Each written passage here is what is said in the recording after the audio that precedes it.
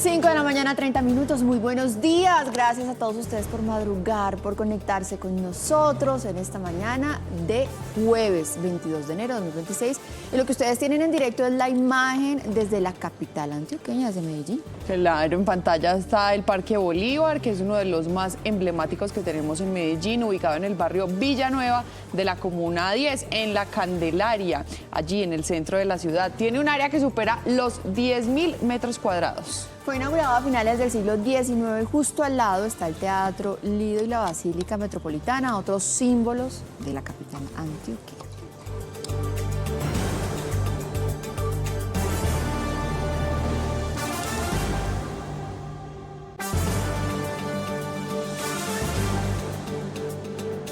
Tan linda Medellín, ¿no? Ay. ¿Cómo amaneció, Una opinión Mari? súper objetiva de nosotros. Sí, no, yo sí, no, a mí no me Eso. pongan a decir nada de Medellín porque ustedes saben qué voy a decir. Pero bueno, buenos días televidentes, gracias por acompañarnos como siempre. ¿Cómo amaneció? Siempre, bien, muy bien. Bonita, muy bien. Muchas gracias. Mira, a primera hora arrancamos, Isa, como siempre, con buenas noticias. Sí, señora, estas nos llegan de la mina de sal de Nemocón, porque ya celebra 21 años de su apertura al público.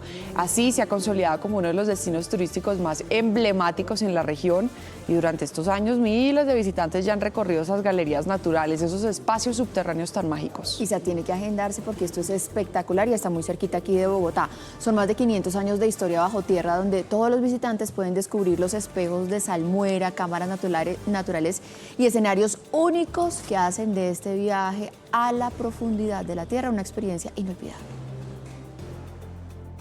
Desde las entrañas de la tierra, hoy quiero hacer una invitación muy especial para que vengan a conocer de los encantos y maravillas que tiene la mina de sal del municipio de Nemocón en sus 21 años de abierta al público, donde podrán disfrutar de los espejos naturales de salmuera, la cascada de sal, la ciudad de las estalactitas y el corazón tallado en cristal de sal más grande del mundo. Bueno, entonces agendadísimo. Sí, nunca había ido. Se qué puede ir con belleza. Claudia Timana, nuestra productora, que tampoco la conoce. Ahí está diciendo, sí. A primera hora le ponemos el ojo a dos noticias muy importantes en nuestro país. Y la primera son las alarmas que se encendieron por parte de la nueva EPS al advertir que su operación está gravemente comprometida por embargos judiciales que superan, escuchen esto, los 2 billones de pesos. Según la entidad, estas medidas han llevado al congelamiento de cuentas clave, afectando el flujo de recursos para pagar a clínicas, hospitales y proveedores de medicamentos. Una situación que pone en riesgo la atención de más de 11 millones de afiliados, porque eso es lo que tiene en todo el país. Podrían enfrentar más demoras y más interrupciones de los servicios de salud que tienen pendientes. Ante esta situación, la pregunta que nos queda, que nos hemos hecho todos estos días, ¿y los afiliados qué? ¿Dónde queda la gente? La segunda noticia a la que le ponemos el ojo tiene que ver con esa drástica medida que tomó el presidente de Ecuador, Daniel Noboa. El mandatario anunció un arancel del 30% a los productos que le exportamos de nuestro país por la falta de cooperación, según él, del gobierno de Gustavo Petro para erradicar el narcotráfico en la frontera. En respuesta, Colombia anunció la suspensión de la venta de energía a Ecuador. Al tiempo, anunció aranceles recíprocos del 30% a un grupo de productos provenientes desde ese país, con la posibilidad de extenderlos a un grupo más amplio. Colombia aseguró que busca preservar condiciones de intercambio equilibrado.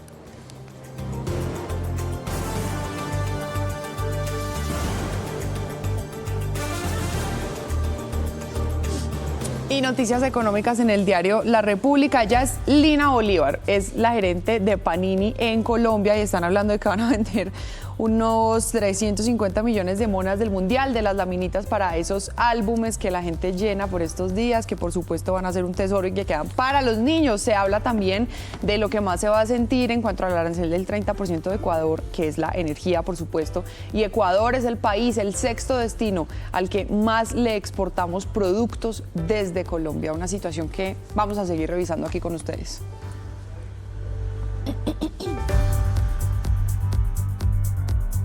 Pues justamente, Isa, con eso vamos a arrancar porque Colombia ha vivido momentos muy difíciles de tensión diplomática, comercial con países vecinos, como por ejemplo Venezuela. Claro. Ha tenido también unas tensiones y una guerra comercial en algún momento con Estados Unidos, pero lo que no esperábamos es que esto saliera también con Ecuador, un distanciamiento con este país vecino, y sorprendió la decisión del presidente Daniel Noboa de imponer ese duro arancel del 30% a varios productos que exporta nuestro país. Imagínense el mundo cómo está dividido y ahora en el mismo América Latina vamos a empezar con la misma dinámica.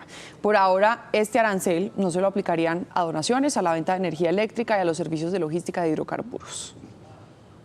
El presidente de Ecuador, Daniel Noboa, justificó la tasa arancelaria que impuso a Colombia y también habló del uso que le darán al dinero. Creo que esa tasa va a servir para también financiar, porque el costo, la seguridad cuesta. La tecnología cuesta, el control fronterizo cuesta. Noboa dijo además que está descontento con el gobierno Petro, con el que aseguró que han conversado varias veces del tema de seguridad fronteriza. ¿Ha dialogado con el presidente Petro sobre este tema o qué canales? Hemos conversado varias veces sobre el tema de seguridad. Siempre pues se dice que va a haber control, que va a haber control también en la guerrilla, en la frontera, pero no lo hemos visto. O sea, ¿está descontento usted un poco con la...? Sí, no estamos en la misma página en ese sentido. La presidencia de Ecuador, por su parte, hizo el anuncio oficial y detalló que la decisión contempla algunas excepciones específicas, entre ellas donaciones, efectos personales y ayudas técnicas, así como la venta de energía eléctrica y el servicio de logística de hidrocarburos. Sin embargo, enfatizó que esta medida será evaluada siempre y cuando exista un compromiso y voluntad por parte de Colombia. Bueno, pues para que entendamos la magnitud de la situación, qué mejor que hacerlo con cifras, qué mejor que hacerlo con números. Aquí se las tenemos para ustedes a las 5:36. Miren, entre enero y octubre de 2025, las exportaciones e importaciones entre ambos países sumaron 2.209 millones de dólares. No es una cifra menor, Mari. Y si nos vamos a revisar más al detalle, solo las exportaciones colombianas en esos 10 meses fueron de 1.529 millones de dólares. Pues recordemos que los principales productos que se exportan a Ecuador, de acá de Colombia, son energía eléctrica, medicamentos, insecticidas y también algunos camiones. Hay gremios que ya empezaron a reaccionar a este anuncio que hizo el presidente de Ecuador. Los gremios están preocupados por los aranceles del 30% que anunció el gobierno de Ecuador a los productos colombianos. Este tipo de medidas terminan afectando ¿a quién? Al consumidor, por supuesto, y terminan afectando al sector productivo. Colombia tiene en el Ecuador un socio comercial particularmente para sus manufacturas, para su energía eléctrica. Para sectores como los plásticos, el mercado ecuatoriano es el segundo de mayor relevancia. El efecto es muy grande porque pues 30% es un valor muy alto y en nuestro sector tiene márgenes desde el 20%, un arancel del 30% pues sencillamente saca al sector del mercado. Va a significar un encarecimiento tanto en los productos para Ecuador, para Colombia y para Colombia, entre otros malas consecuencias. Se espera que los aranceles entren en vigencia a partir del próximo 1 de febrero. Pero estas no son las únicas reacciones generadas tras la decisión de Ecuador, argumentando la falta de cooperación de Colombia para restar o contrarrestar el narcotráfico y la minería ilegal. Pues vamos a ver cuál es el interés que tienen grupos como las disidencias que están haciendo presencia en esa zona fronteriza y también el control militar que se hace en la región. Son más de 90 pasos ilegales que durante años han utilizado los grupos ilegales en zona de frontera. Por Colombia actualmente hacen presencia las disidencias de las FARC.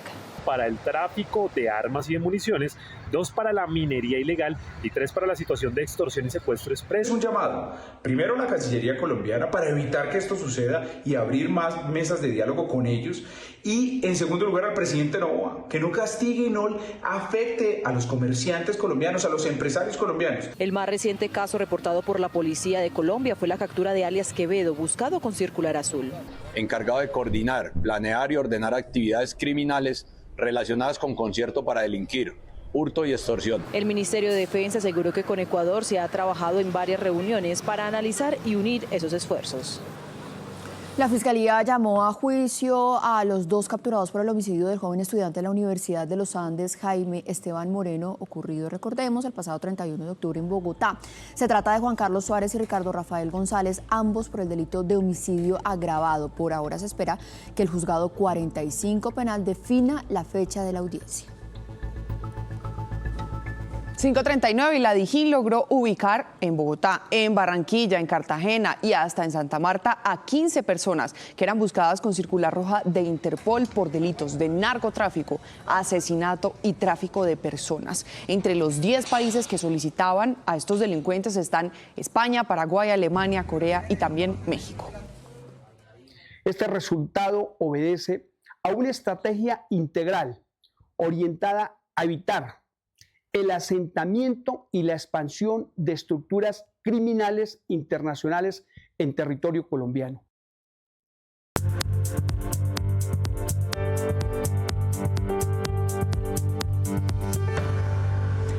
A las 5:40 arrancamos Panorama Internacional con esta, Mari, que es una buena noticia. Sí, nos hizo sonreír mucho y es que excarcelaron a Rafael Tudares Bracho, el yerno del presidente electo de Venezuela, Edmundo González. Su esposa, Mariana González, la hija del señor Edmundo, dio a conocer esta noticia a través de su cuenta de X. González, quien calificó la experiencia como una lucha estoica muy dura, recordó que Rafael fue arbitrariamente detenido el 7 de enero de 2025.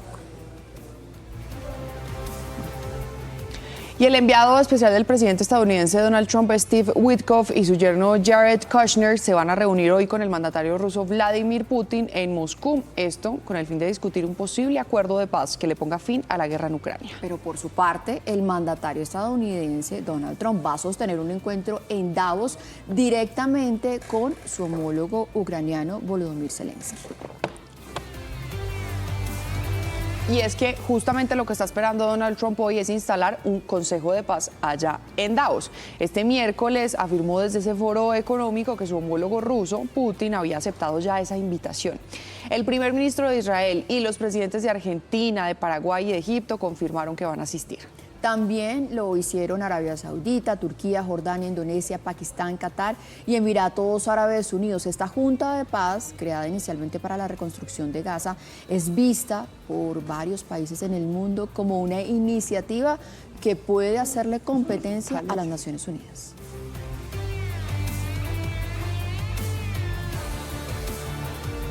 Bueno, y nos vamos a ir ahora para España, donde Colombia brilla en la Feria Internacional de Turismo de Madrid, Fitur. Y allí es por la Catedral de Sal, pero de Zipaquirá. Arrancamos con Nemocón, pero Zipaquirá también es noticia.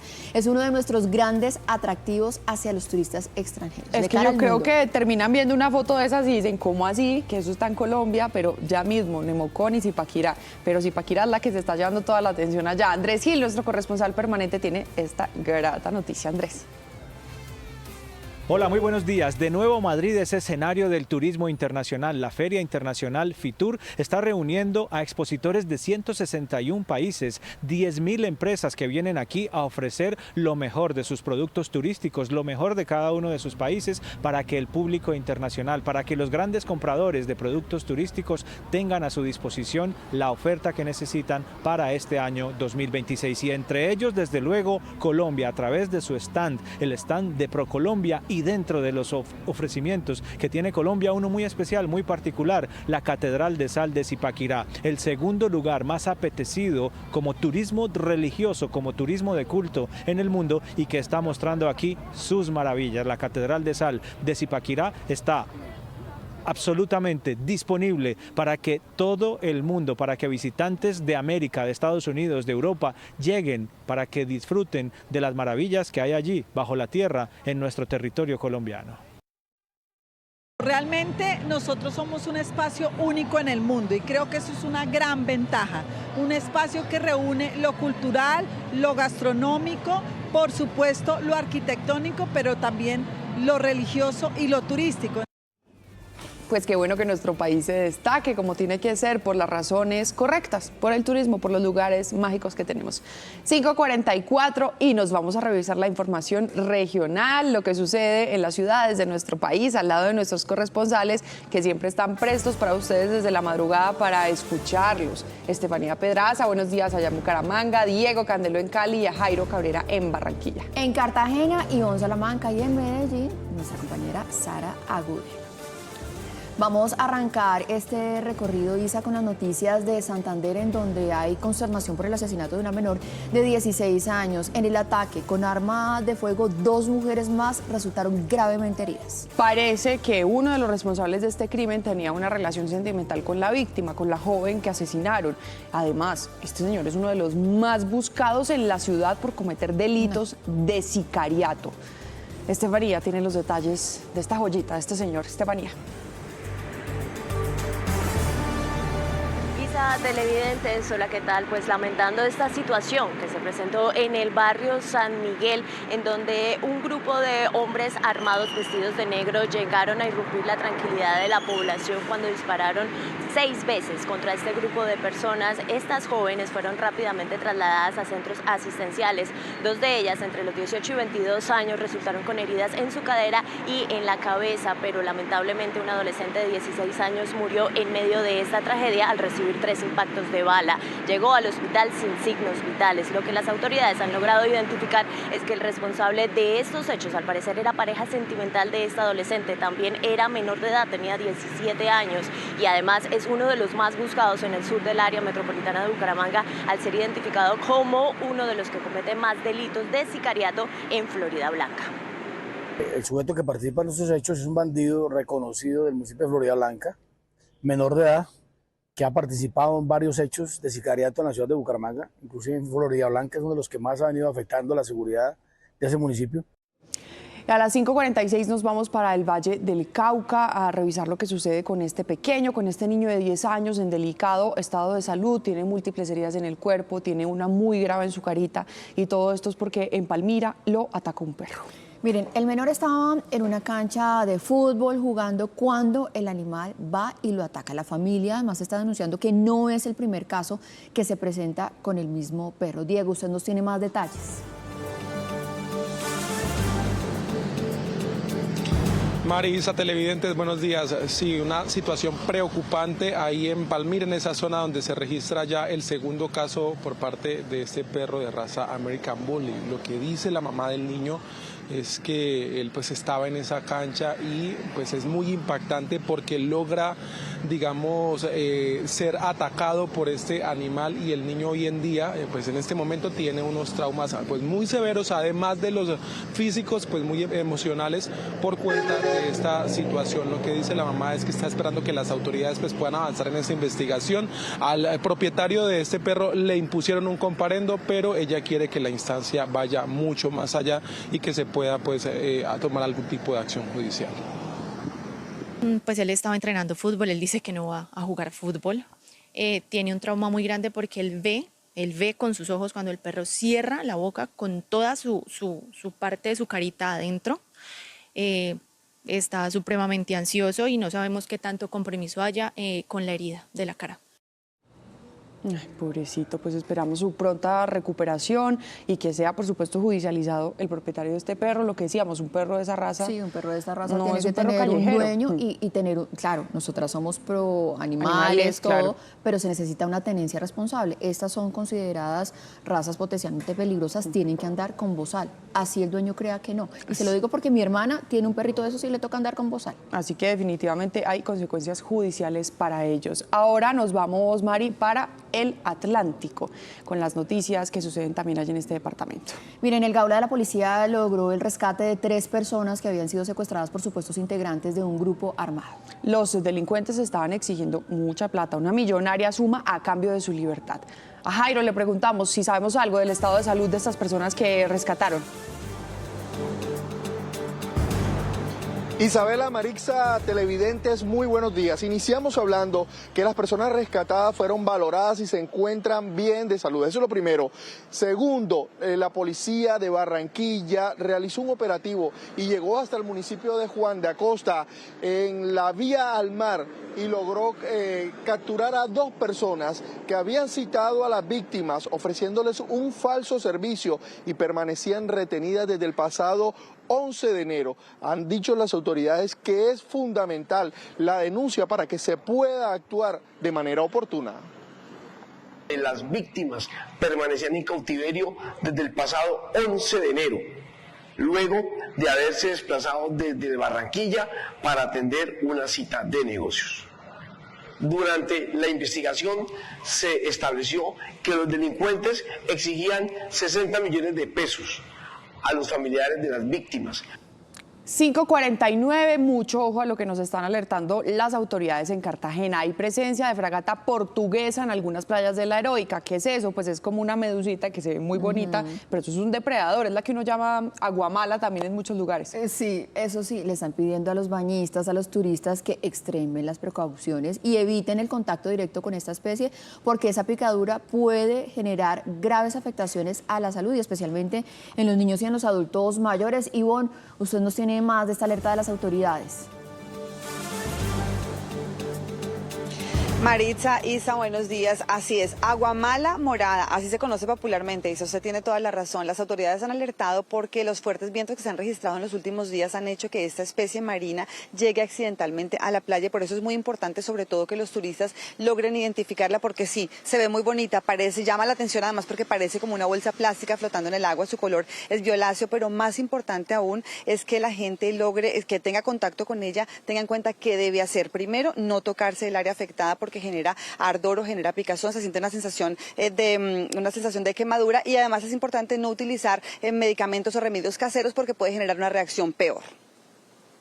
Se les recomienda a aquellas personas que por algún motivo lleguen a tener contacto con estos animales no proceder a tocarse la parte afectada, no echarse agua fría en la parte afectada, esperar la asistencia del salvavidas, estar atentos, que si ven estos animales, informarle de inmediato al salvavidas que esté de turno.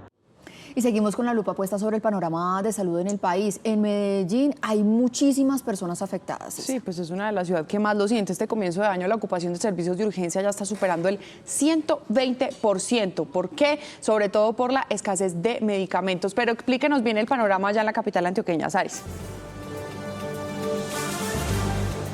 Isabela, televidentes, buenos días. Es que mire, cuando los pacientes con enfermedades crónicas o graves dejan de recibir sus tratamientos precisamente porque no les entregan los medicamentos, pues no tienen de otra que acudir a estos servicios de urgencias. Y por eso las autoridades aseguraron que aquí en Medellín esa red hospitalaria de urgencias está colapsada. Pero lo más grave que denuncian desde la Secretaría de Salud es que, por ejemplo, la nueva EPS no tiene ningún contrato con ninguno de estos centros asistenciales. Es decir, que estos pacientes llegan a las urgencias y no hay a dónde remitirlos.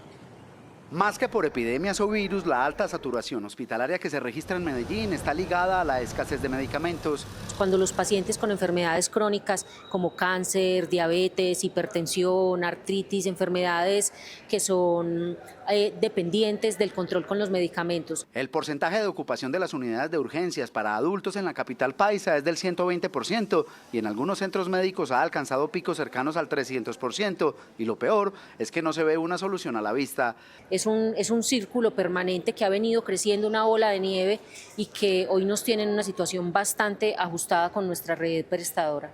La queja mayor recae sobre la intervenida nueva EPS, que no cuenta con red propia de atención en la ciudad, que tiene los contratos suspendidos y que sigue con los pagos retrasados.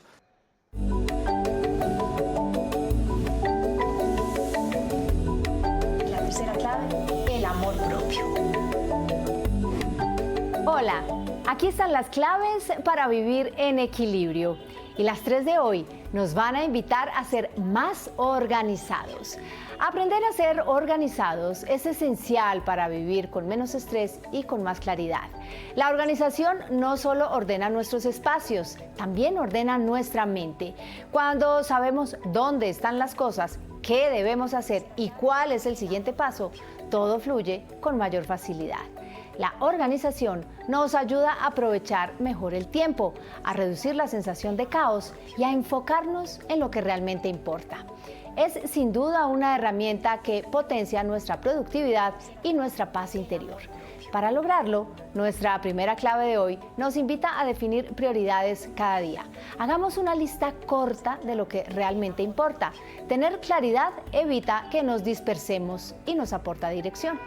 La segunda clave nos invita a ordenar nuestros espacios con intención. Un espacio despejado crea una mente ligera. Dediquemos unos minutos diarios a organizar lo básico. Y la tercera clave nos pide que agendemos recordatorios o rutinas breves. La organización funciona cuando se vuelve práctica y fácil de mantener. Que tengan un maravilloso día y recuerden nuestra cita el próximo martes, aquí en Noticias RCN. Y a las 5 de la mañana, 54 minutos, le damos la bienvenida como siempre al Padre Walter, que nos acompaña con sus momentos de fe. Padre. No hay países subdesarrollados, sino subadministrados. Contamos con grandes riquezas, no las desperdiciemos. Muy buenos días, apreciados televidentes de RCN. Decía una gran verdad Margaret Thatcher, la dama de hierro, la gran estadista inglés. No olvidemos nunca esta verdad fundamental. El Estado no tiene más dinero que el dinero que las personas ganan por sí mismas. Si el Estado quiere gastar más dinero, solo puede hacerlo endeudando tus ahorros o aumentando tus impuestos. No es correcto pensar que alguien lo pagará. Ese alguien eres tú.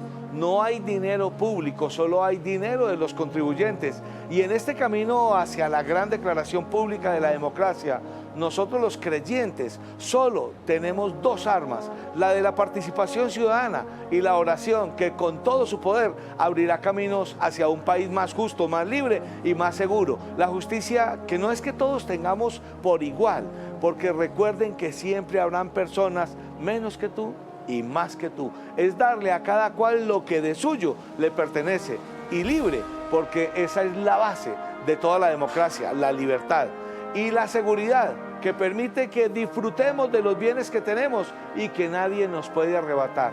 Que Dios bendiga nuestra patria y nos muestre el camino de la paz y la concordia para todos los ciudadanos. Que el Señor los bendiga y los guarde en el nombre del Padre, del Hijo y del Espíritu Santo. Amén. Y se les quiere con el corazón. Al Padre Walter, muchísimas gracias por acompañarnos toda la mañana. Claro que sí, son las 5:56 de la mañana, avanza nuestra primera emisión de noticias y aquí están los titulares de las principales del día. Hoy arrancamos con la decisión que tomó Ecuador frente a Colombia de imponer aranceles del 30% a varios productos. En reciprocidad, nuestro país también va a imponer aranceles a productos ecuatorianos.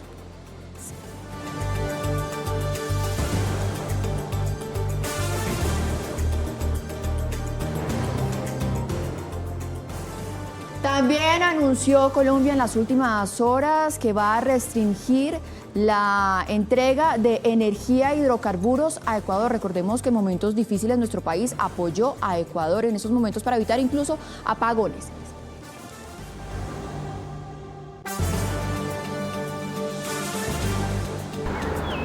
Expectativa en la frontera tras las más recientes decisiones entre Colombia y Ecuador. ¿Qué piensa la gente que se mueve a diario en la zona límite entre los dos países?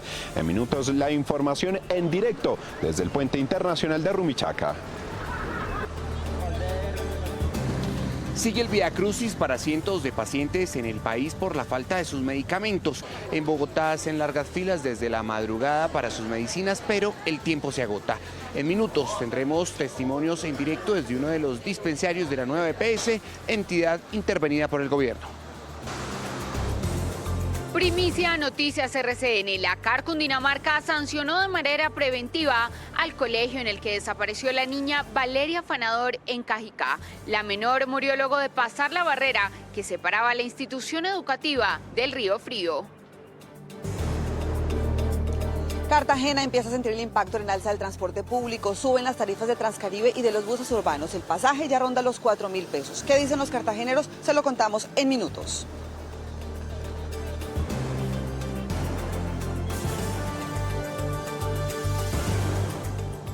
Y atentos, hoy vamos a hablar del exceso de velocidad. Acelerar más de lo permitido aumenta la posibilidad de accidentes y puede cobrarle la vida. Llegamos a la tercera de 10 estaciones científicas que está visitando el ARC Simón Bolívar a su paso por el continente blanco. A unos metros está la del hermano país de Perú, donde se hace investigaciones en geología, biología y climatología. En minutos, todos los detalles. Nuestros presentadores ya están listos. Estamos en todas las regiones. Esto es Noticias RCN de las 5:30 de la mañana.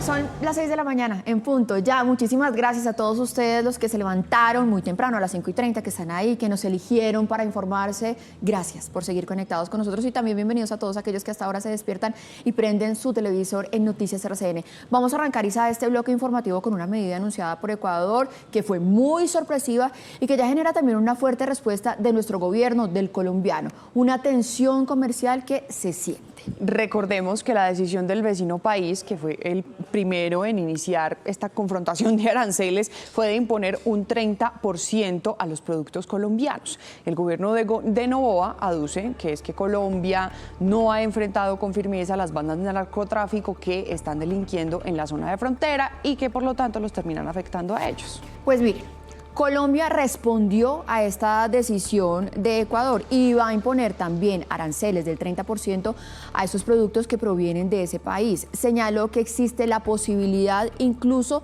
de extender el impuesto a un grupo más amplio. El Ministerio de Comercio señaló que se trata de una medida que busca preservar condiciones equilibradas en el intercambio.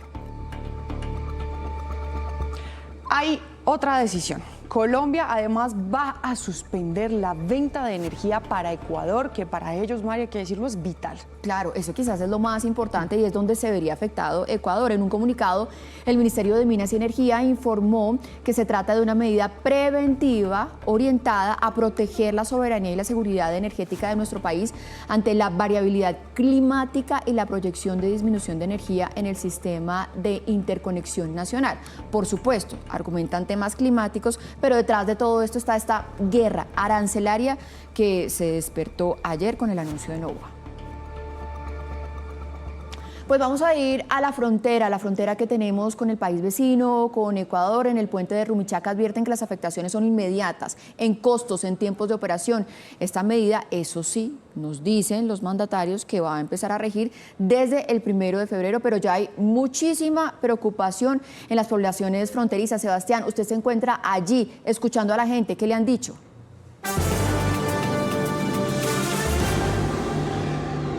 Isa, Maritza, muy buenos días. Pues sí, la tensión, la expectativa ya se siente aquí en el puente internacional de Rumichaca, en la zona límite entre el país del Ecuador y también Colombia. Se habla de que se verían reducida la rotación comercial en este sector y también el incremento incluso de esa mercancía que pasaría de contrabando. Así que pues nosotros hemos llegado aquí hasta el punto para poder consultar a quienes se mueven entre esta zona y precisamente vamos a entrevistar a don Edison Mena. Él es presidente de la ACC en Nariño, representante, ¿no?, del gremio de transportadores aquí en esta zona. Don Edison, ¿cuál es la preocupación para ustedes y cuál es el panorama ante esta decisión de Ecuador?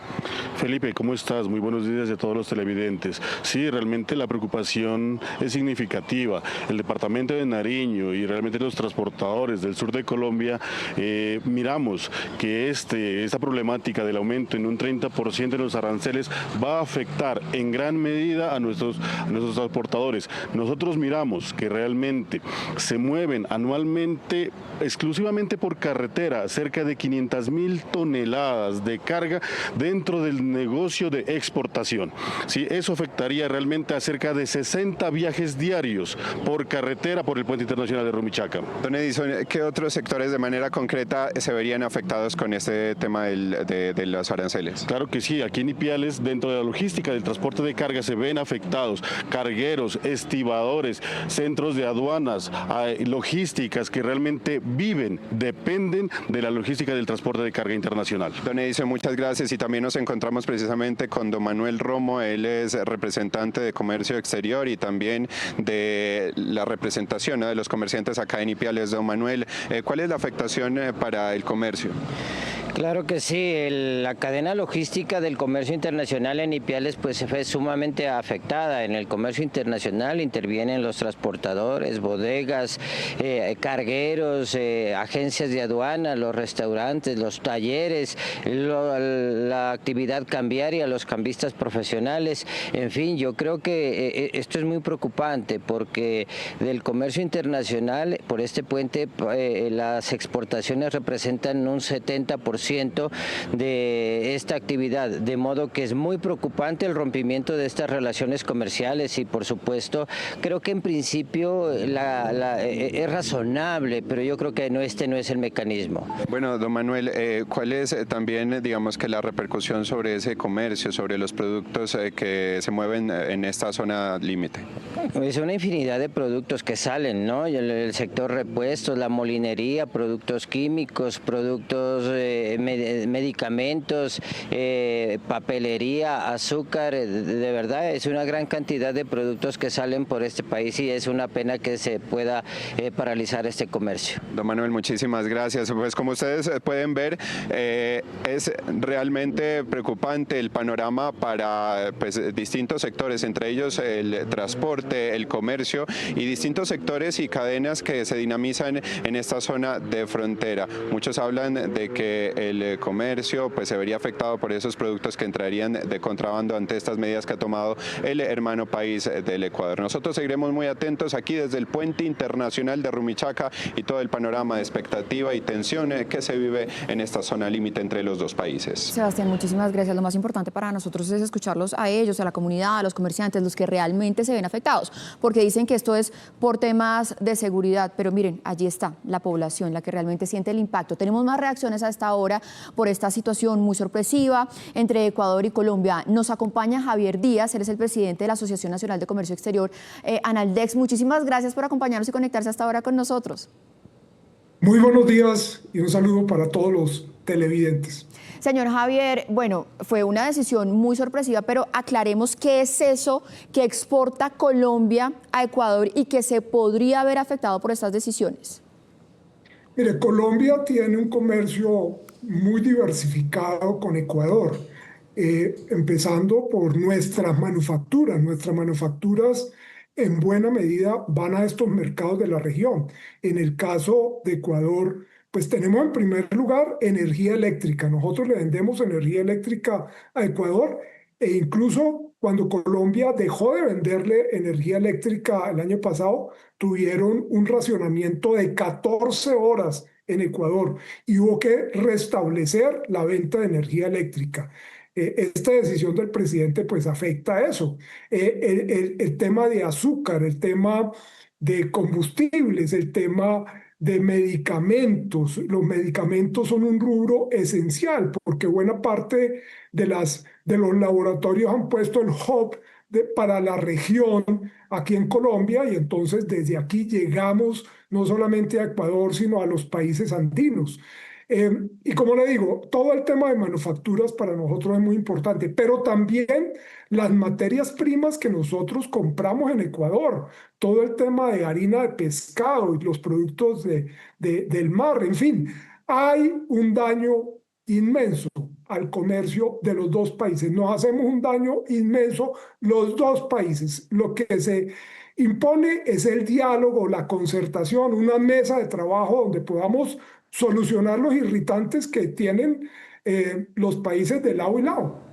Sí, totalmente, señor Díaz. No podemos volvernos como otros lugares del mundo donde las decisiones son unilaterales, que no son consultadas, que parecen impulsivas y con lo que usted nos explica uno dice, ¿cómo Ecuador termina tomando esa decisión? Pero yo quiero que usted nos cuente cómo estamos en la balanza en el comercio Colombia-Ecuador. ¿Les exportamos más o es más lo que nosotros importamos para resultar más afectados con alguna medida que el gobierno colombiano le pueda poner a Ecuador?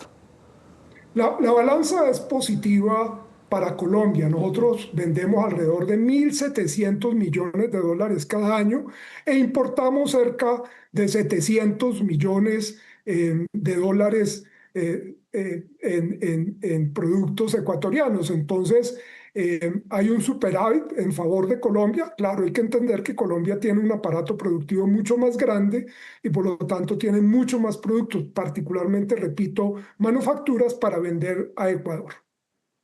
Señor Javier Díaz, el presidente de Ecuador dice que esto está, digamos, soportado en que Colombia no ha ayudado a Ecuador en el tema de la seguridad en la frontera. ¿Ha habido algún tipo de conversaciones previas en donde eso se ponga sobre la mesa? Es decir, porque uno diría, esto no puede ser una decisión de la noche a la mañana, tuvo que haber llamados previos. ¿O qué es lo que hay ahí? No, nosotros no tenemos conocimiento de ese tema, es un tema más de seguridad, Ministerio de Defensa, Fuerzas Armadas. Nosotros estamos circunscritos al tema comercial y en el tema comercial, claro, hay dificultades en la frontera, es una frontera extensa, porosa, con vías que no son las legales, por eso el contrabando es uno de los fenómenos que caracteriza esa frontera, dependiendo un poco del comportamiento cambiario, los productos van o vienen, en fin. Creo que Ecuador puede tener razón en las dificultades, en los problemas que hay en la frontera, pero creo que el método que decidieron usar para arreglar esto no resulta conveniente. Creo que por el contrario agrava más la situación, porque cuando usted le pone barreras al comercio legal, lo que hace es impulsar más el comercio ilegal. Señor Díaz, ¿tiene usted conocimiento de cómo estamos en esas cifras de contrabando con la frontera? Porque ahorita que estábamos en vivo allá, lo que decían los representantes gremiales, los del transporte también, es que el contrabando seguramente va a pulular y a eso es a lo que le tienen miedo porque se pierden empleos y se pierde la plata legal de la gente que se levanta a hacerla todos los días. En este momento, ¿cómo estamos y cómo podríamos quedar? No hay cifras de contrabando, empezando porque eso no lo registra nadie, es imposible tener registros, pero uno sí ve las incautaciones y conoce los ingresos de mercancía ilegal, particularmente en la parte de alimentos, la parte agrícola se mueve en esa frontera, pero cifras no tenemos. Miren, en este momento uno dice, bueno, todos pierden con este tema de la guerra arancelaria, pero pues obviamente lo que está arriesgando Ecuador es muchísimo más importante porque es su seguridad energética. ¿Cuánto es lo que le vende Colombia a Ecuador en temas energéticos? ¿Qué pasa si no se lo vende? ¿Tiene posibilidades de que otro país se lo provea? Mire, nosotros le hemos vendido hasta el 12% de la energía que Ecuador consume. Entonces es una cifra muy importante para el abastecimiento de energía del Ecuador. Es el principal rubro de exportación de Colombia hacia Ecuador, es energía eléctrica. Es Javier Díaz, el presidente de Analdex, a quien le agradecemos que se haya conectado con nosotros. Un feliz día, señor Javier, para usted. Gracias por estar en Noticias RCN. A usted muchas gracias. Pues esperemos que de aquí al 1 de febrero, que es cuando se anuncian que entrarían en vigencia estos aranceles, pueda haber una salida diplomática, dialogada, conversada, bilateral y no unilateral como ha pasado hasta el momento. Isa. Pues esperemos además que el equipo político del presidente Daniel Noboa también esté así, con los pelos parados, diciendo ¿por qué dijo eso? ¿Por qué dijo eso? Ya estén tratando de resolver. Vamos a ver qué hay debajo de la mesa. Nos vamos a ir ahora a un tema al que siempre le hemos puesto el ojo aquí en Noticias RCN, que afecta a miles de colombianos. Y estamos hablando, por supuesto, de la crisis de la salud, que parece estar en un punto de no retorno, Isa. Hablamos muchísimo de ello, hemos escuchado todas las voces, pero es por una razón, porque esos pacientes lo que tienen en riesgo es su vida y realmente terminamos siendo los medios de comunicación el único canal donde pueden expresar cómo se sienten y el drama que viven todos los días, no solo a ellos, también las enfermeras, los médicos, los directores de hospitales, y como nadie les da una respuesta, nosotros sí los escuchamos. Y hemos visto que esto está ocurriendo en varias regiones del país, pero aquí en Bogotá la situación sí que es grave. Por eso nos vamos de una vez con Jason Vera, allá en el barrio Restrepo, acompañando las filas de la gente madrugadora, tratando de llegar, Jason, con los medicamentos a la casa.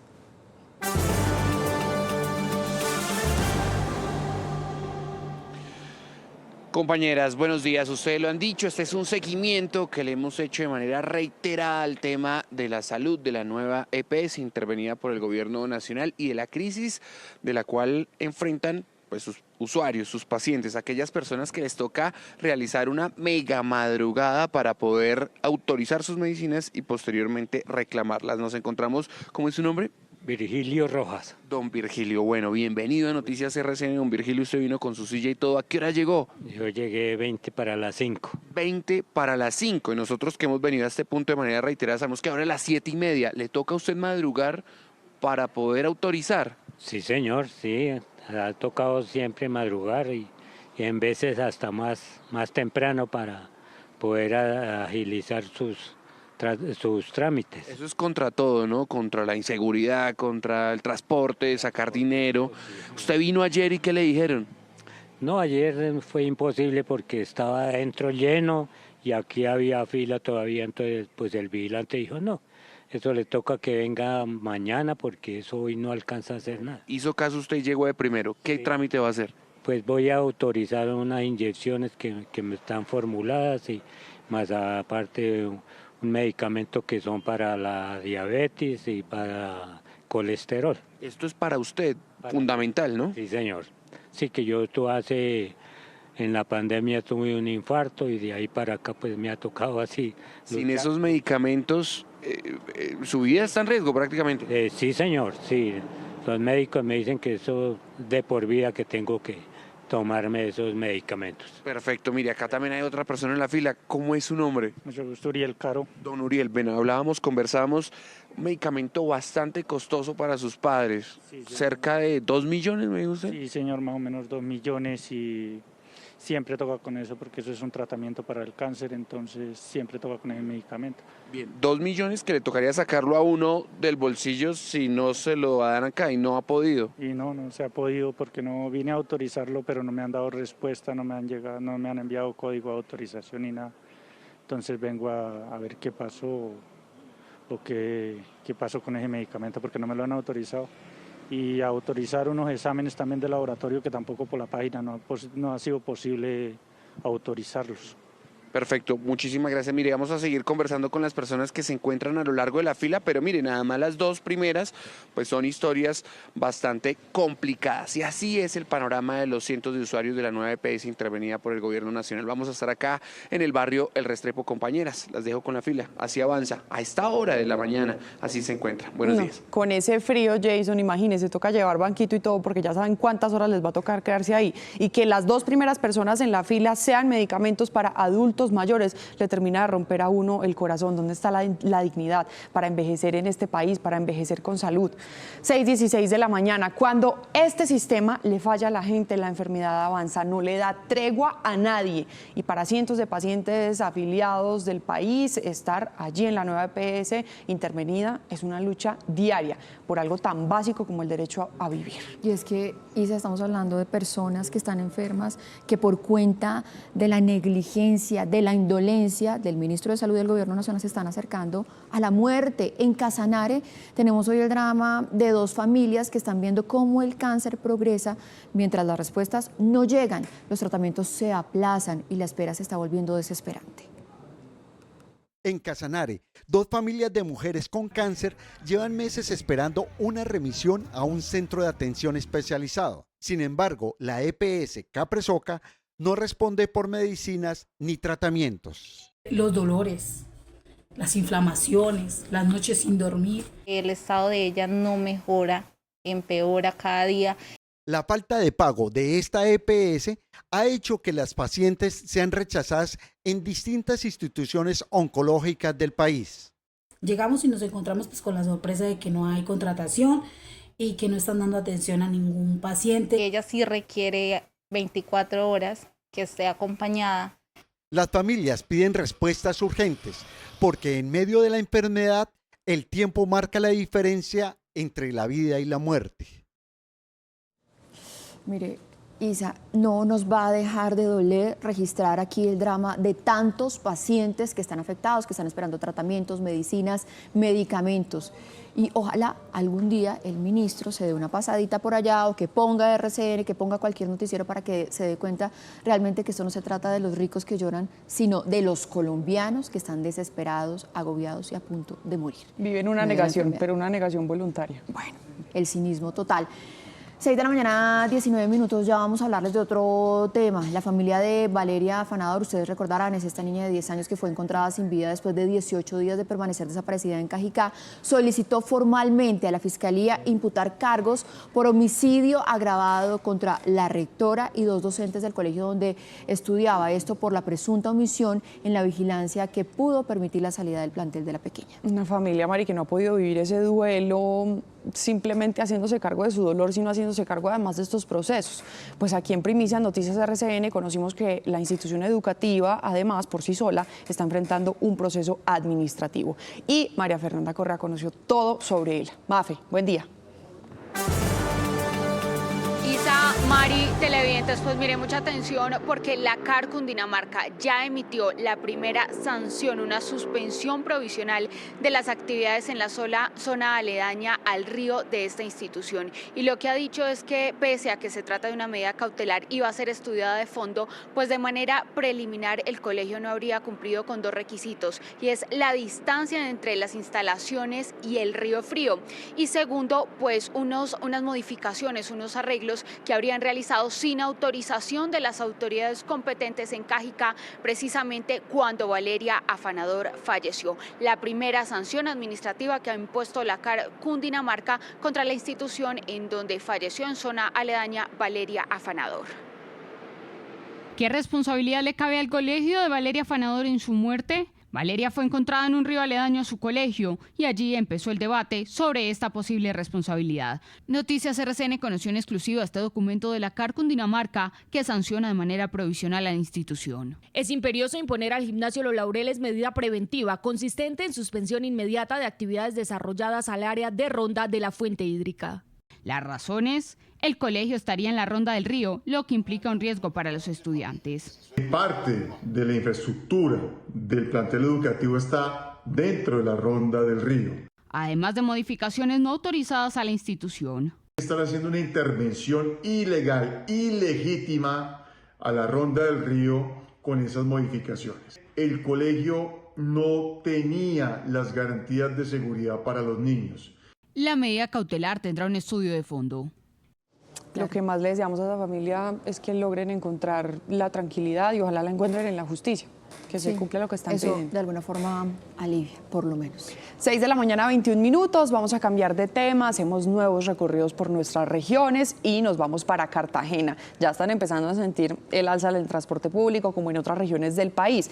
Entonces, primero las autoridades emitieron ese decreto donde estaban fijando la nueva tarifa del pasaje de Transcaribe, pero en las últimas horas dijeron también va a aplicar para los buses urbanos. Oiga, pero Isa, lo que pasa allá en Cartagena es que ahora el pasaje ronda los 4.000 pesos. O sea, imagínense, 4.000 pesos de ida, 4.000 pesos de regreso. Eso es demasiado. Y por supuesto, deja a Cartagena, ojo, como la ciudad con el transporte público más caro de todo el país.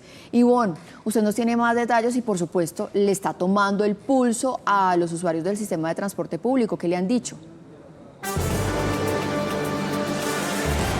Maritza, Isa, pues mira, nos desplazamos hasta aquí, hasta el mercado de Basurto, que es una zona que está comercialmente activa desde muy temprano, y hablando con la gente hemos encontrado 2 sensaciones. La primera, dicen que no les va a alcanzar la plata, y la segunda, dicen que no es justo, están indignados porque piensan que el transporte es demasiado costoso. Pero vea, hablemos con la gente. A esta hora nos acompaña su nombre, señor, buenos días. Nilson Velázquez. Don Nilson, ¿qué le parece el aumento tanto de la tarifa de Transcaribe como de servicio público urbano?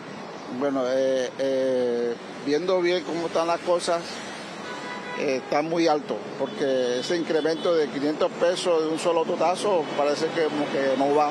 ¿La plática le va a alcanzar? Bueno, habría que estirarla que como que mucho, para que pueda uno como que coger un bus y caminar para coger el otro y no... Bueno, estrategias que tienen que tomar los cartageneros, los estudiantes sobre todo, para que la plata les alcance. 400 pesos el incremento en transporte público urbano y 500 pesos en Transcaribe. La alcaldía de Cartagena ha dicho que para Transcaribe, por ejemplo, se va a buscar la forma de aumentar la flota en 72 buses. Esa es la información que tenemos por ahora desde la capital de Bolívar. Ay, bueno, muchísimas gracias. Pues ahí estamos acompañando a tanta gente, a tantos usuarios del sistema de transporte público en Cartagena que hoy están sufriendo estas alzas. 8.000 pesos, casi 8.000 pesos diarios. Eso compra uno lo del almuerzo del día para una familia. No, pues o sea, claro. realmente la latica de atún, unos espaguetis, una salsita, literal hace el almuerzo con eso, es que es mucha plata. Lo que pasa es que, bueno, también dicen que es que la viabilidad financiera de los sistemas de transporte público está muy difícil en el país. Entonces hay que ver también unas soluciones de fondo.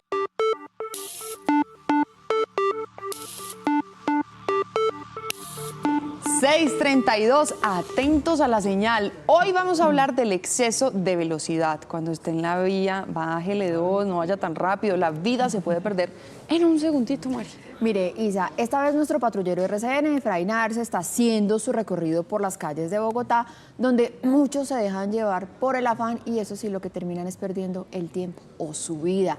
Eso por cuenta de la irresponsabilidad. Efra, ¿desde dónde nos reporta hoy?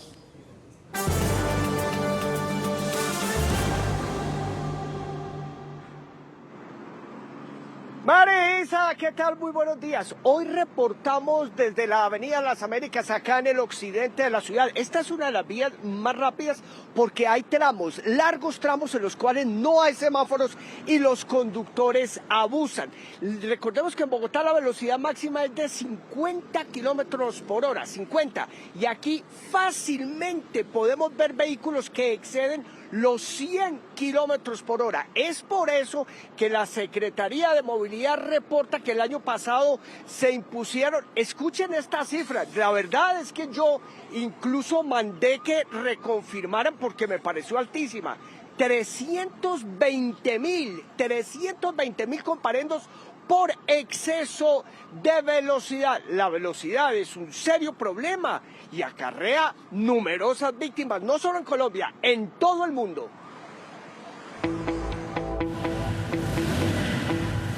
El exceso de velocidad es una de las principales causas de accidentes de tránsito.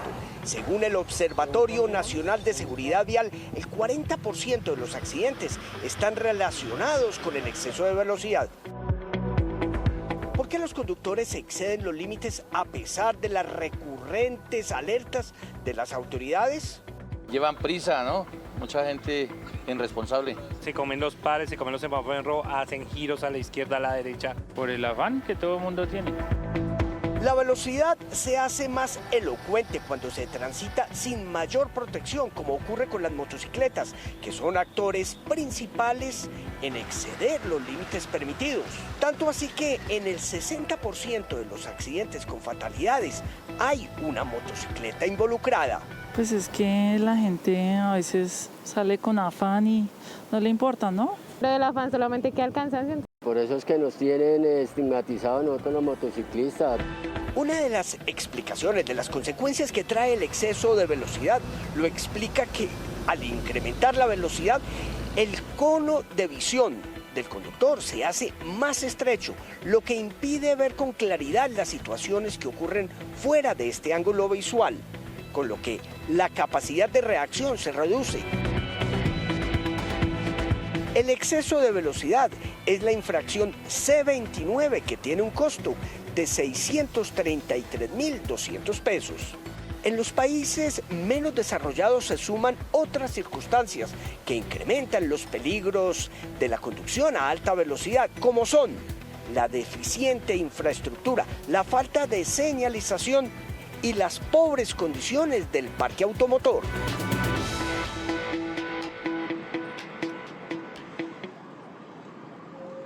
No cabe la menor duda que el exceso de velocidad es causante de numerosas pérdidas de vida en las vías. Por eso consultamos con Darío Hidalgo. Él es un catedrático, un profesor muy estudioso en el tema de transporte y de movilidad y nos comparte estas conclusiones.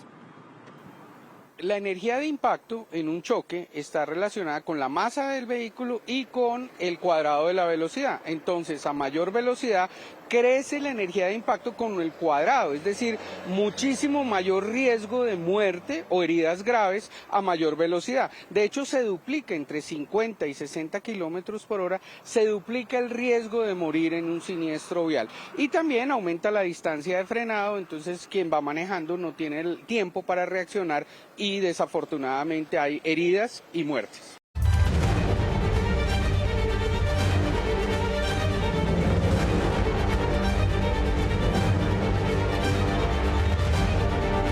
...6:55, hace unos minuticos el buque ARC Simón Bolívar zarpó desde la bahía Almirantazgo con dirección a otro punto en la isla Rey Jorge. Isa, ¿dónde queda todo eso? Pues en el sur de la Antártida, allá en el continente blanco. La tripulación va a tener la posibilidad de visitar la estación Machu Picchu de Perú e intercambiar conocimientos científicos. Los vientos, esto es impresionante, siguen siendo superiores a los 50 kilómetros por hora. Con Esteban Pérez nos conectamos en directo. Muy buenos días. ¿Cómo va con esos paisajes antárticos que, mejor dicho, están de postal? Qué bueno saludarlos a esta hora de la mañana, un saludo muy especial. Nosotros estamos felices porque seguimos navegando sobre la bahía Almirantazgo, que nos está llevando a diferentes bases científicas. Ya llegamos a la de Perú, la tenemos aquí al frente, ya les voy a contar. Pero en esta parte del mundo, en bahía Almirantazgo, seguimos siendo amantes de un gran café tostado selecto, intenso, con intenso sabor, intenso aroma e intenso color. Nos acompaña con esta sensación térmica de casi menos 15 grados centígrados, mucho viento a esta hora de la mañana, pero bueno, estuvimos también en la base de Brasil, la comandante Ferraz. Allí conoció la tripulación, parte de la tripulación, esta base que fue reinaugurada en el 2020 después de un incendio en el año 2012. Además, es una estación de 4.500 metros cuadrados, tiene paneles solares, es energéticamente sostenible, mejor dicho, una base maravillosa que está permanentemente aquí en el continente blanco. Y hemos llegado ya a la de Perú, la de Machu Picchu. Y para hablar un poquito de eso, mi comandante del buque ARC Simón Bolívar, mi capitán Carlos Andrés Torres. Buenos días, mi capitán. Mucho frío, ¿qué tal? Buenos días, Esteban, televidentes colombianos. Sí, como bien lo decías, una sensación térmica de menos 15 grados centígrados. Un frente que está pasando cerca o entre el estrecho, entre el Drake y la Antártida, lo que nos está generando fuertes vientos y fuertes oleajes, pero todo bajo control. Bueno, mi capitán, ¿cómo son esas visitas a las estaciones? Por ejemplo, hoy que vamos a tener la oportunidad de bajar, a la base de Perú. ¿Cómo es el intercambio allí? Bueno, Esteban, estos intercambios científicos básicamente se hacen para que nuestros científicos investigadores conozcan qué proyectos trabajan estas bases, ellos conozcan qué proyectos trabaja Colombia y podamos fortalecer la cooperación internacional y estos apunten al sistema de tratado antártico en todos los resultados que se puedan obtener a través de esto. Bueno, ya después zarparemos de aquí, de este punto de la bahía de Almirantazgo. ¿Hacia dónde van? ¿Qué se viene en la navegación, mi capitán? Bueno, Esteban, vamos a continuar con el crucero oceanográfico del estrecho de Bransfield, con una estación oceanográfica, y procederemos hacia el sector de Bahía Fildes para resguardarnos, ya que el frente que está pasando por el Drake va a generar vientos de los 60 nudos, es decir, de casi 120 kilómetros por hora, olas de más de 3 metros, por lo cual nos vamos a resguardar hasta el día sábado en la madrugada durante todo el día viernes. Capitán, pues todos esos detalles se los vamos a ir siguiendo, contando en nuestras emisiones de Noticias RCN. Nosotros nos queremos ir despidiendo con estas imágenes tan espectaculares que nos está entregando la bahía Almirantazgo en este sector, en la base de Perú, de Machu Picchu, con esos glaciares espectaculares. Nos despedimos. Buen viento y buena mar.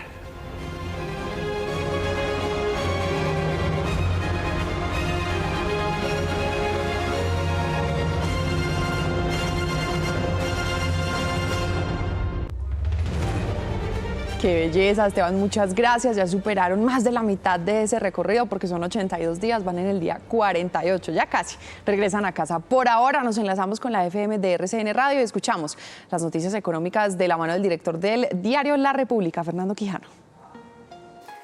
En el comercio entre Colombia y Ecuador está la noticia de este día.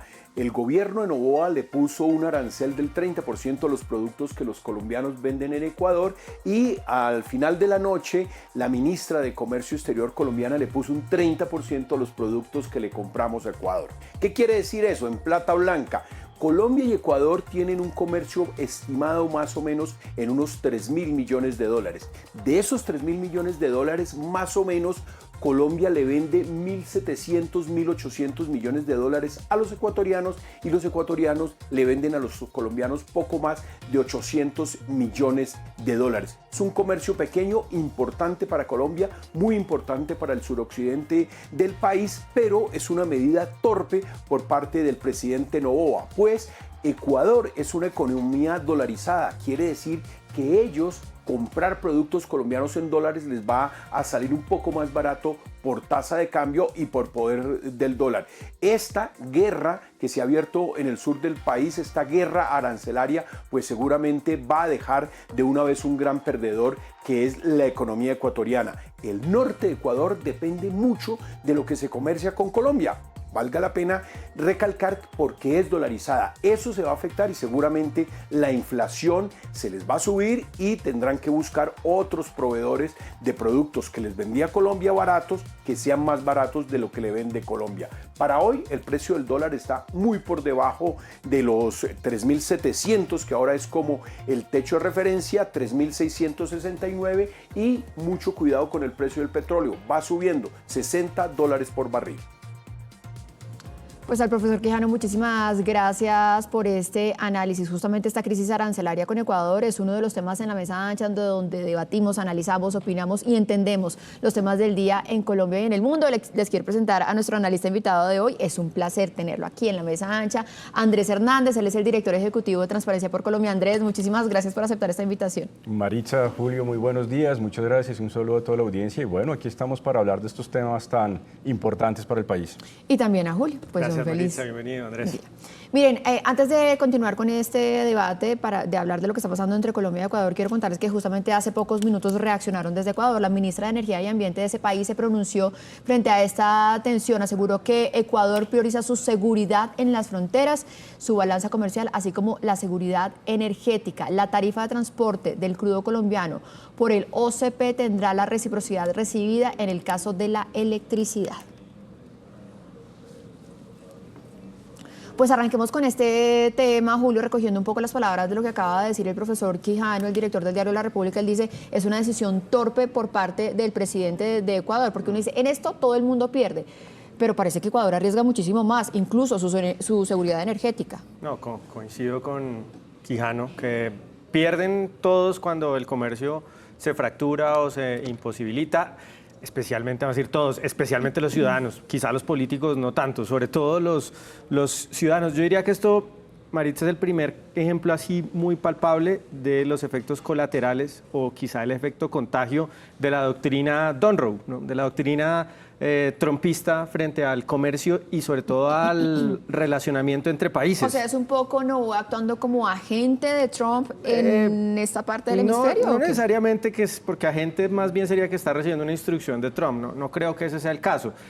Yo creo que hay contagio por dos vías. Primero, porque Trump está consiguiendo hasta cierto punto sus objetivos personales actuando, digamos, de esta manera, ¿no? Entonces, una amenaza, viene una decisión repentina que coge a todo el mundo por sorpresa, hay unas reacciones y luego llegan a una suerte de negociaciones en donde sale ganando políticamente Trump. Sí. Eso ha pasado en varios casos. Bueno, acaba de pasar ayer en el asunto de Groenlandia y creo que Noboa, vamos a decir, está buscando imitar ese estilo de negociación y esa diplomacia desde la fuerza y un poco desde el caos. Como dice Quijano, pues acá los que pierden al final del día pues son los consumidores de ambos países, tanto los colombianos como los ecuatorianos. Ahora, dicho todo eso, y es cierto, pues que es un asunto ahí populista, torpe del presidente Noboa, también hay que decir que tiene un punto válido y es que Colombia no está pudiendo controlar su situación de orden público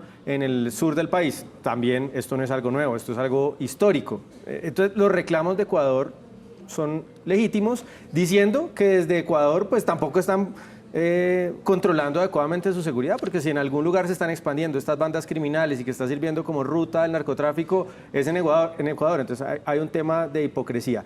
Hay un problema válido, legítimo, que debería ser enfrentado diplomáticamente, ojalá razonablemente, sin afectar a los consumidores, a las empresas y a los ciudadanos de ambos países. Sí, en todo caso aquí se entienden también como dos polos ideológicos en la región. Detrás de todo eso también hay un tema de eso, ¿no? Ideológico.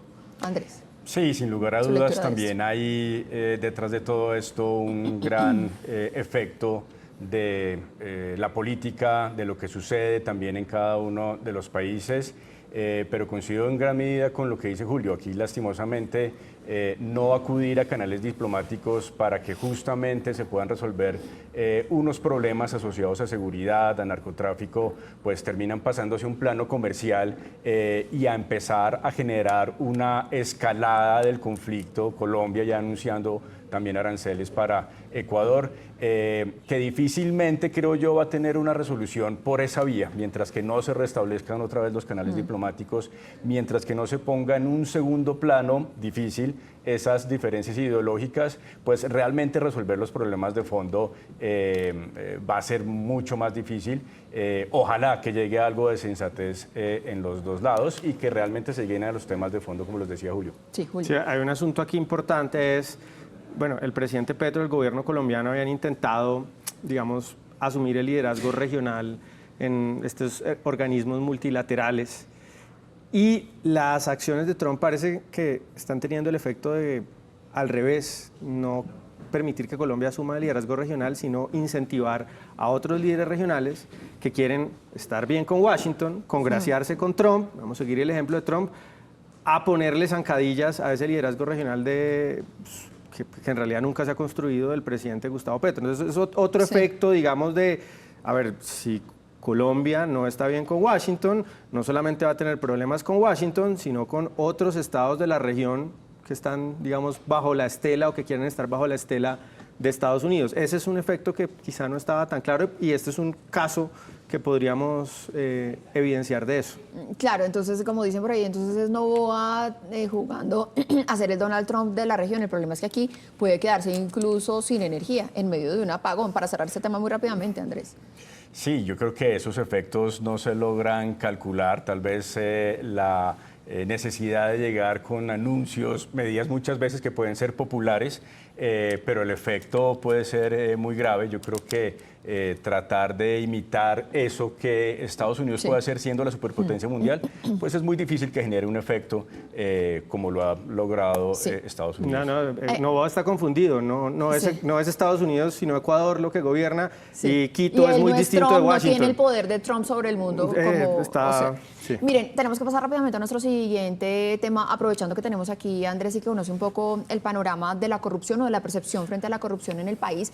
Y es que vemos muchas noticias aisladas desde el año pasado. De hecho, ayer, digamos, una de las noticias que se puso sobre la mesa es que una de las funcionarias que tiene o que es muy cercana al presidente de la República obtuvo 3 títulos en un mismo día en la Universidad San José, que hoy de hecho el periódico El Tiempo se pregunta que si es una especie como de cartel, y es una pregunta, de cartel de títulos al servicio del gobierno nacional, pero eso lo vamos a juntar además con otras decisiones de los últimos días. El cambio en el manual de funciones de la Cancillería, que ya baja los requisitos para convertirse en cónsul o en embajador.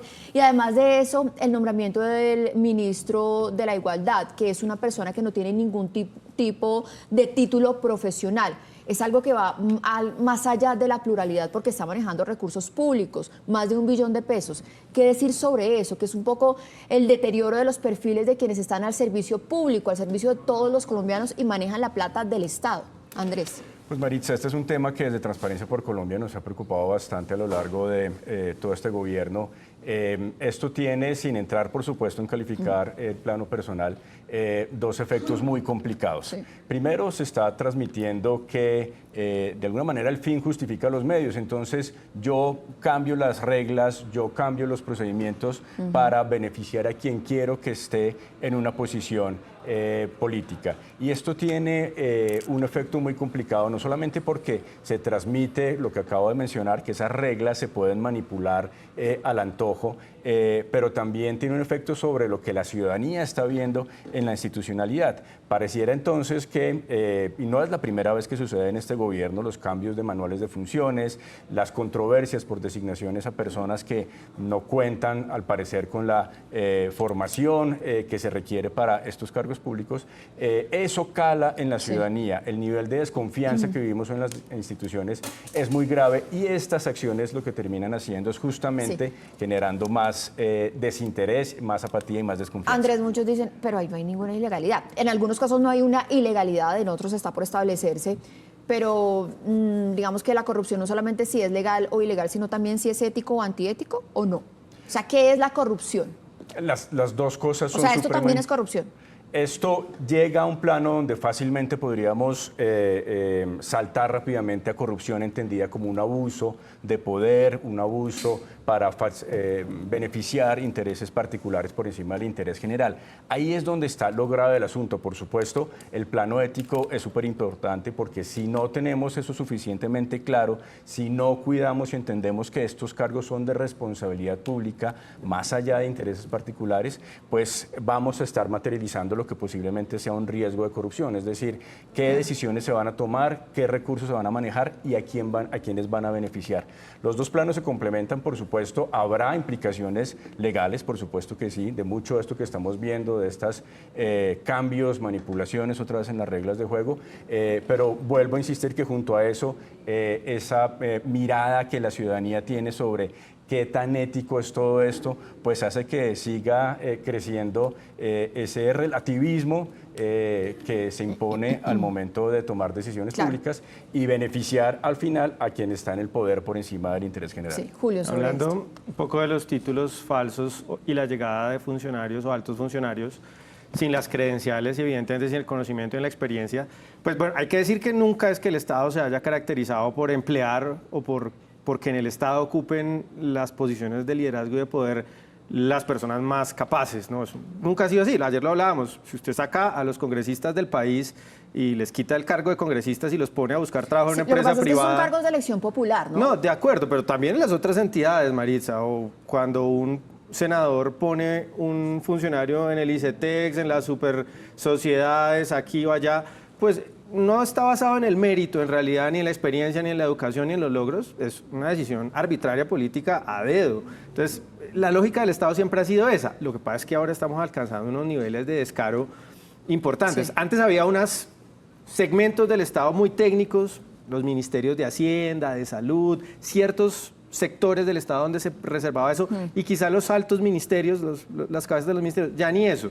Y estamos, digamos, en una lucha o en una guerra que también es ideológica en contra del concepto de mérito, ¿no? Entonces ellos entienden que el mérito es como pues, una cosa pasada de moda, que eso es fruto de privilegios que ha tenido esa persona, que lo del talento y el esfuerzo no existe. Entonces también estas decisiones de poner a una persona con el bachillerato o de gente que no tiene los logros suficientes o la experiencia, es una decisión deliberada del presidente que tiene que ver con eso, con ideología. Sí, muchas cosas que decir porque en todo caso se están quedando por fuera las personas que están realmente capacitadas y pues hay un deterioro en el servicio. Andrés, muchísimas gracias por acompañarnos. Julio también. 7 de la mañana, 13 minutos, hacemos una breve pausa. Ya volvemos con más.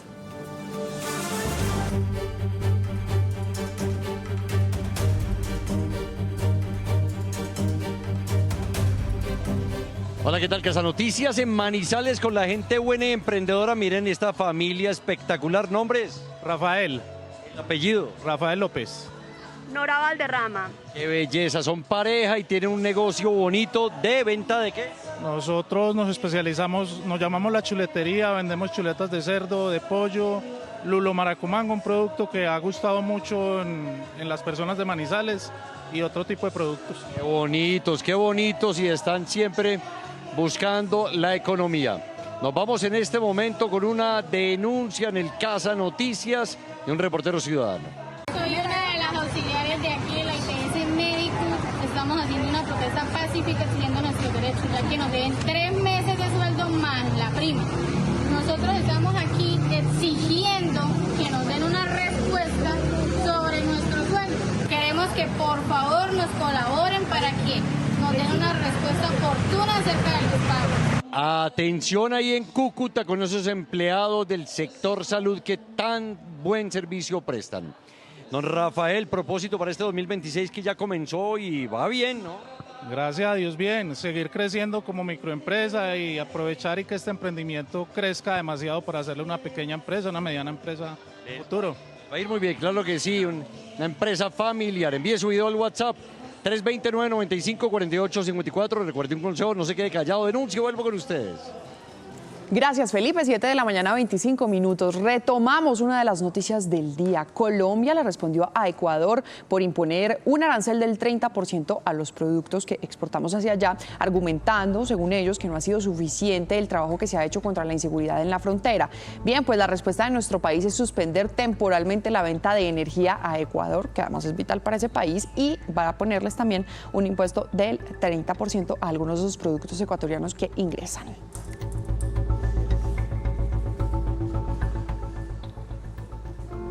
Aquí en Noticias RCN, desde primera hora, estamos consultando reacciones de expertos. Tuvimos a Javier Díaz, el presidente de Analdex, quien dijo que esta decisión afecta con gran impacto a las dos naciones, pero especialmente a la gente por los productos, por las manufacturas que se transitan entre la frontera. Hay un daño inmenso al comercio de los dos países. Nos hacemos un daño inmenso los dos países. Lo que se impone es el diálogo, la concertación, una mesa de trabajo donde podamos solucionar los irritantes que tienen los países de lado y lado. Y a los que hay que escuchar es a los que van a recibir la afectación y que desde ya están asustados, están alarmados, los comerciantes, los transportadores. Por eso regresamos al puente internacional de Rumichaca, en la zona de frontera. Sebas, usted ha podido estar hablando con algunos transportadores, con representantes del gremio, que le han dicho. Regálenos otro reporte. ¿Qué tal? Muy buenos días nuevamente. Y sí, los saludamos aquí desde el puente internacional de Rumichaca, donde ya se comienza a sentir, por supuesto, la tensión, la preocupación en torno a esos gremios que dinamizan la economía en esta zona de frontera entre ambos países. Hemos consultado al gremio de transportes, de cambistas, pero también al sector del comercio, quienes nos dicen que hay una incertidumbre bastante grande en torno a lo que sucederá a partir del 1 de febrero, en el cual pues empezaría a regir ese tema de los aranceles de productos colombianos en Ecuador. Nosotros hemos hablado con ellos y nos dicen que el panorama es bastante preocupante, pues se verían afectadas bastantes cadenas del comercio aquí en la ciudad frontera, y también dicen que esta situación incrementaría el tema del contrabando y el transporte formal, pues se vería reducido el comercio en esta zona de frontera. Escuchemos lo que dijeron los representantes de algunos gremios de cambistas y transportadores aquí en la zona de frontera. Se va a menorar lo que es importaciones, exportaciones para los dos países, porque igual el gobierno colombiano también va a tomar sus medidas, ¿no? Entonces vamos a salir afectados lo que es nosotros como logística, bodegas, todas las personas que estamos involucrados en lo que es el transporte pesado. Estamos realmente un poco preocupados y con incertidumbre, porque realmente Ecuador y Colombia son dos pueblos hermanos que se han llevado muy bien, ¿no? Y no sabemos en qué nos pueda afectar realmente al pueblo, a los que vivimos del día a día. 7:28 de la mañana, pues de aquí salen productos tan básicos hacia Ecuador como papelería, pero también salen muchísimos medicamentos, salen algunos insumos también como insecticidas, y el transporte de carga, además del sector de manufacturas que produce estas materias, es también uno de los más afectados.